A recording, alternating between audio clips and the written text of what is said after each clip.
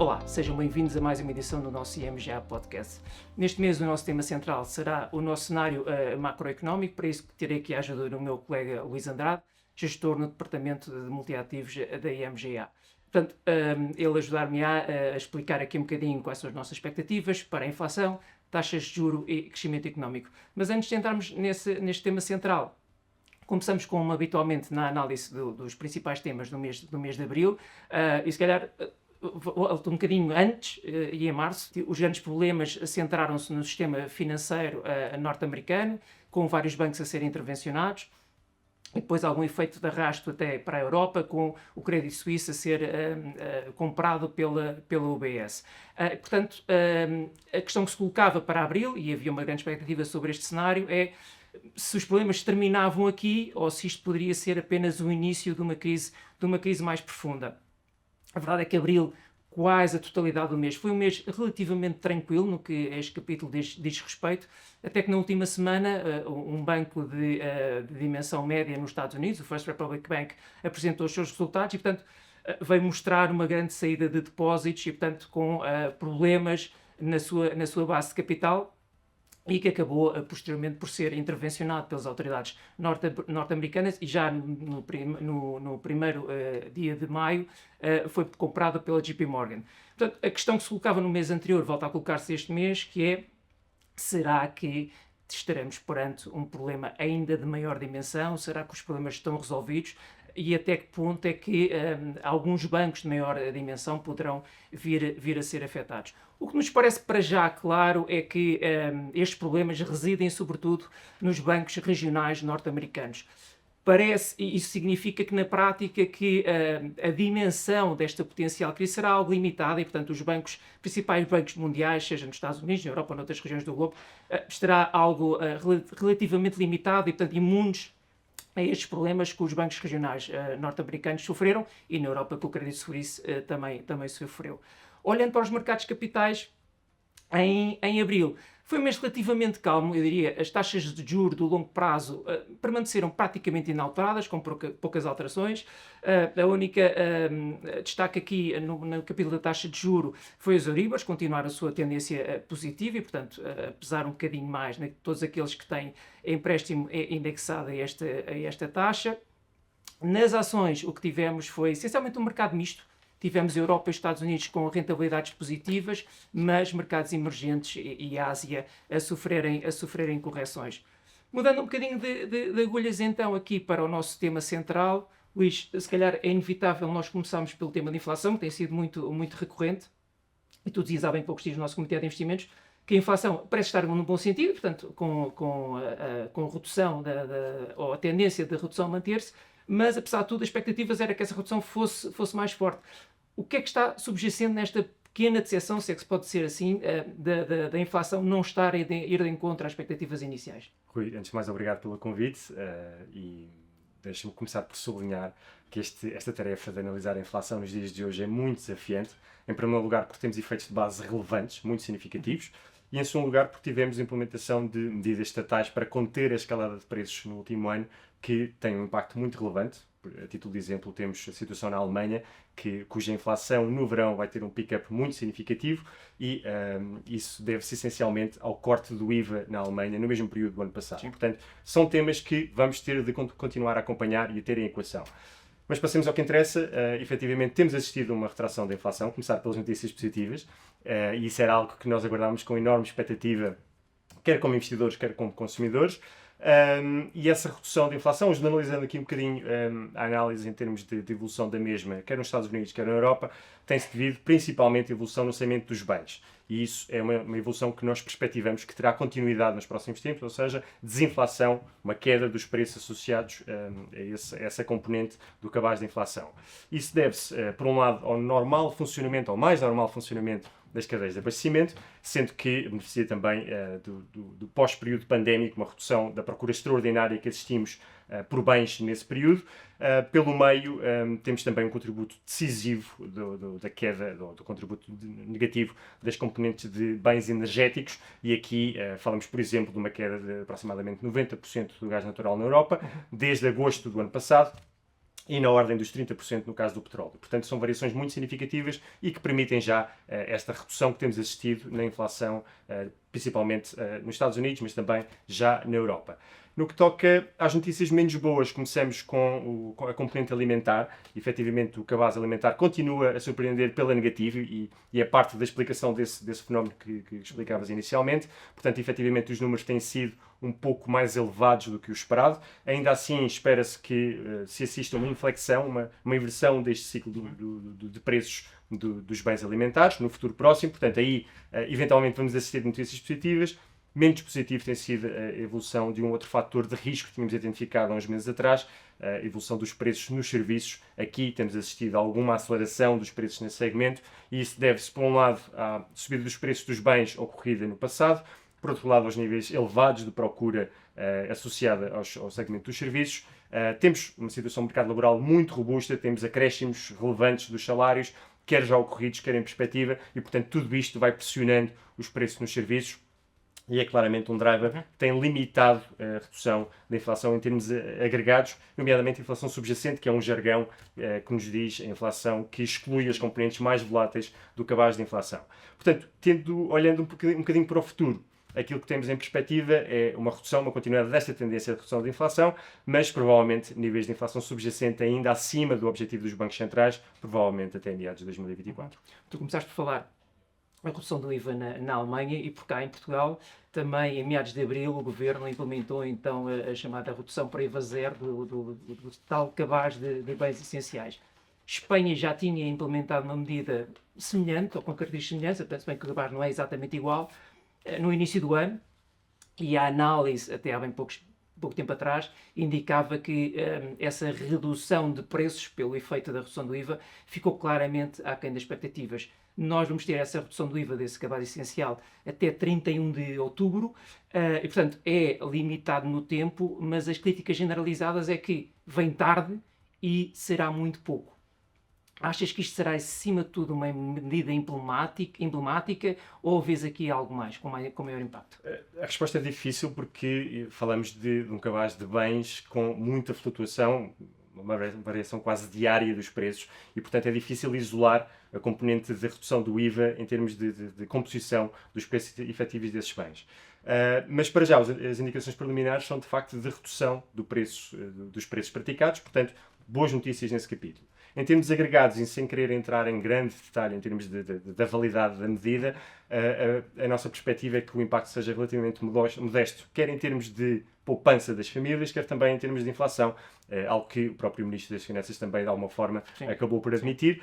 E, portanto, como dizes, também o caráter relativamente temporário desta medida também impossibilita aqui um impacto relevante material em matéria de retrocesso de inflação. Portanto, sumarizando, eu diria que, de facto, é uma medida mais simbólica do que outra coisa, mas neste ambiente tudo ajuda. Ajuda, não é? Mas ainda estamos a falar basicamente quase de 15 dias e, portanto, a implementação é difícil de... Se bem que os últimos indicadores apontavam para que já há uma efetiva redução de preços, em alguns casos até superior à redução do IVA, mas, enfim, é efetivamente muito recente.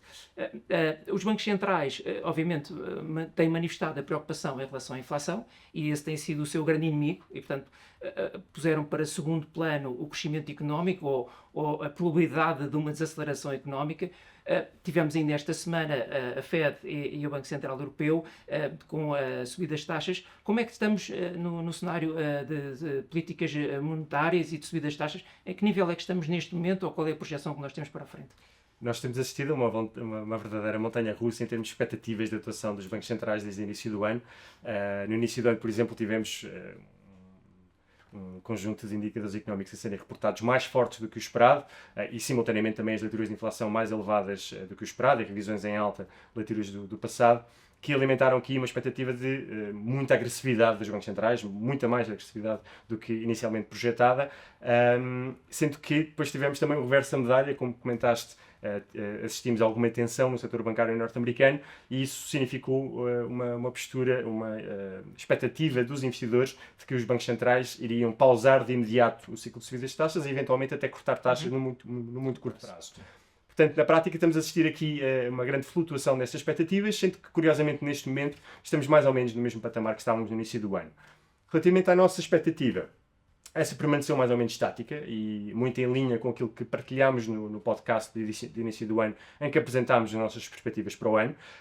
Aí o que partilhámos era uma expectativa de término do ciclo de subida de taxas, alguns no primeiro semestre de 2023, sendo que havia o risco deste processo ser ligeiramente mais prolongado face ao risco de surpresas inflacionistas em alta. Na prática, aquilo que disseste é exatamente em linha com a minha convicção. Depois das reuniões desta semana, eu diria que as nossas convicções saem mais ou menos reforçadas, uma vez que quer a reunião da Fed, quer a reunião do BCE estão muito alinhadas, aquilo que eles disseram, principalmente a retórica, estão muito alinhadas com o nosso raciocínio. Neste aspecto, de sublinhar que a situação nos Estados Unidos parece estar mais coincidente, mais próxima de uma pausa, sendo que essa pausa é justificada pelos níveis de taxas já restritivos, pela proporção das subidas de taxas já ocorrida e também pela perspectiva económica um pouco menos favorável para o futuro próximo, sendo que vemos a barra ainda relativamente elevada para potenciais cortes de taxas diretoras, uma vez que há o risco de inflação retroceder um pouco mais lentamente. E com as devidas diferenças, há sempre o fantasma dos choques inflacionistas da década de 70, em que assistimos a várias vagas inflacionistas e, portanto, os bancos centrais quererão garantir um retrocesso decisivo da inflação até assumir uma postura mais modesta, mais benigna e, portanto, isso poderá acontecer mesmo com o prejuízo de um enquadramento económico mais negativo. No que toca ao Banco Central Europeu, a nossa expectativa também é muito em linha com aquilo que a Sra. Lagarde disse no dia de ontem, isto é, de subidas adicionais, mas subidas provavelmente de mais 50 pontos base, eventualmente mais 75 pontos base, o que significa que já estamos, na prática, no fim da linha. Sim. Olhando para o outro lado, que basicamente é subsequente a esta subida de taxas, tem um impacto necessariamente na economia, portanto, como é que os bancos depois alimentam esse financiamento dessa economia? Com esta subida de taxas, os bancos já começam de alguma forma a restringir o crédito, embora me pareça não de uma forma muito significativa, mas parece-me que esse risco está efetivamente a aumentar.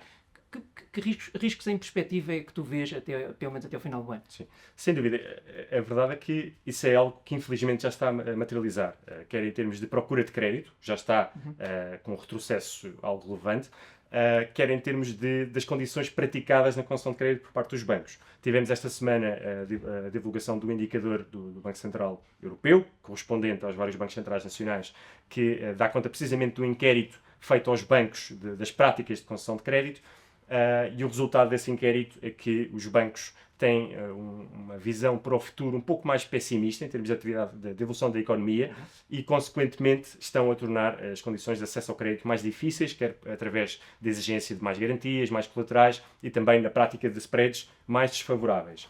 Curiosamente, aparentemente o setor bancário português não está entre os mais agressivos, entre os mais penalizadores, sendo que é difícil fazer aqui uma comparação direta entre países, uma vez que este indicador tem um forte caráter qualitativo. No entanto, passemos às más notícias, o facto de já ser subejamente penalizador, o facto de já termos subidas de taxas muito significativas desde o início deste ciclo, uma vez que a economia portuguesa tem uma enorme exposição a crédito com taxa variável.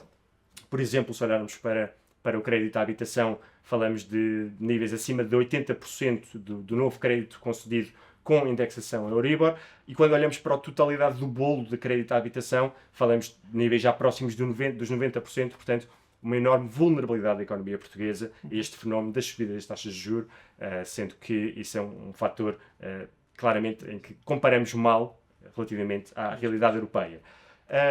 Terminando a resposta com um tom positivo, ainda assim é de sublinhar o facto de as empresas e as famílias terem feito um esforço enorme de desalavancagem, redução do endividamento ao longo dos últimos anos, sendo que isso juntamente com níveis de capitalização e também rentabilidade mais favoráveis por parte do tecido empresarial português comparativamente à situação em 2011, na crise soberana, tudo isto permite minimizar os custos associados a essa subida das taxas de juros e acomodar aqui um bocadinho mais essa situação. Certo. Para finalizar, Luís, e tendo como pano de fundo todas estas questões e problemas que nós já referimos aqui, qual é o cenário, portanto, então, até de conclusão, qual é a nossa perspectiva macroeconómica como um todo para a economia global nos próximos meses? Eu vou dividir isto por geografias, começando a falar genericamente. A nossa perspectiva, mais uma vez remetendo para o nosso podcast no início do ano, era que 2023 ia ser efetivamente um ano mais desafiante em matéria económica, eventualmente com possíveis recessões em algumas economias desenvolvidas, sendo que antecipávamos também alguma instabilidade financeira. Na prática, isso devia-se a dois fatores principais. Em primeiro lugar, a proporção das subidas de taxas já ocorridas, associada à atuação dos bancos centrais. Em segundo lugar, a perda de rendimento real disponível e o impacto que isso tem, nomeadamente em matéria de consumo privado. De sublinhar que estes fatores continuam a ser uma realidade, mas temos de reconhecer a resiliência dos indicadores económicos a estes drivers, que foram muito significativos, muito penalizadores e, em teoria, poderiam ter tido um impacto muito mais significativo do que efetivamente aconteceu. Na verdade, também, temos assistido a uma perda de momento, principalmente na economia norte-americana. Os indicadores mostram-se um pouco mais vulneráveis, um pouco mais frágeis. Tivemos alguns fenómenos temporários que impulsionaram, por exemplo, o consumo privado no início do ano, mas a nossa perspectiva é de uma desaceleração ao longo dos próximos trimestres, sendo que o tema que comentaste inicialmente, o tema da crise de confiança no setor bancário norte-americano, também pode ser penalizador, precisamente em matéria de critérios de concessão de crédito e propensão para a concessão de crédito destes bancos, sendo que isso poderá afetar de forma algo significativa a atuação das pequenas e médias empresas. Portanto, é claramente um tema ainda a explorar e que pode ser relevante. Por outro lado, virando as agulhas para a Europa, aqui a nota de resiliência e muito com um balão de oxigênio associado à queda dos preços das matérias-primas, portanto, isso foi muito favorável para a atividade económica na Europa, mas também uma nota de divergência, uma vez que, à semelhança, por exemplo, do caso nos Estados Unidos, temos uma dicotomia entre manufatura mais frágil, um setor mais cíclico e, portanto, que se mostra mais afetado, por exemplo, pela subida das taxas de juros e pelo ambiente económico global mais desafiante, e, por outro lado, os serviços na Europa a fazer relativamente bem, muito suportados pelos níveis que eu já comentei inicialmente, níveis de procura muito significativos e, portanto, que vão permitindo aqui uma dinâmica relativamente saudável da atividade económica na Europa. Ainda assim, com as subidas de taxas já ocorridas também na Europa, e estão ainda em perspectiva, assumimos que também a perspectiva na Europa é relativamente modesta em termos de atividade económica. Por fim, comentar que as boas notícias, ou a nota positiva, vai claramente para a China. Com o processo de reabertura desta economia, o desempenho foi muitíssimo bom no início do ano e vemos ainda espaço para algumas surpresas positivas, especialmente no capítulo do investimento. Sim, é curioso que, passado mais de um ano sobre a guerra na Ucrânia, e era o tema central nesta altura, basicamente, no ano passado, agora parece um bocadinho ter sido a barrada dos investidores, apesar de, obviamente, ser ainda uma preocupação, naturalmente. Muito obrigado, Luís. Obrigado também a todos que nos acompanharam. Já sabem, acompanhem-nos nas nossas redes sociais e subscrevam em @IEM-Gestão-de-Ativos. Não percam o nosso próximo podcast. Até lá, desejamos a todos bons investimentos. Qualquer informação ou opinião apresentada tem efeitos meramente informativos e está sujeita a alterações sem aviso prévio. A IMGA não é responsável pelo uso feito pelos ouvintes das informações que integram o presente podcast, nem pelos prejuízos, diretos ou indiretos, que aí possam advir. Quaisquer unidades divulgadas representam dados passados, não constituindo garantia de rentabilidade futura. O investimento em fundos pode implicar a perda do capital investido, caso o fundo não seja de capital garantido. Esta informação não dispensa a leitura da informação fundamental do investidor e do prospecto, disponíveis em imga.pt, cmvm.pt e nos respectivos sites dos bancos distribuidores, antes de tomar uma decisão de investimento. Para qualquer informação adicional, contacte-nos nas redes sociais em IEM Gestão de Ativos ou para o número de telefone 21 120 9100, de segunda a sexta-feira, das 9 às 18.